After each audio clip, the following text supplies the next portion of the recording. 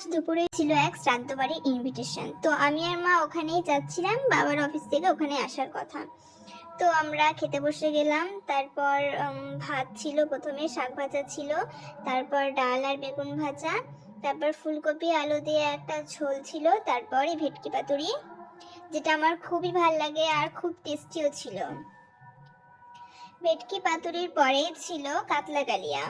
মাছটা এত বড় ছিল, মানে আমি পুরোটা শেষ করতে পারিনি। তারপর চাটনিটাও খুব টেস্টি ছিল, আর আমি পাঁপড় দিয়ে চাটনিটা খাচ্ছিলাম। তারপর দই আসলো, তারপর কালাকাঁদ, একটা নলেন গুড়ের রসগোল্লাও ছিল, তারপর পান। তারপর হাত ধুয়ে আমরা বাড়ির পথে রওনা দিলাম।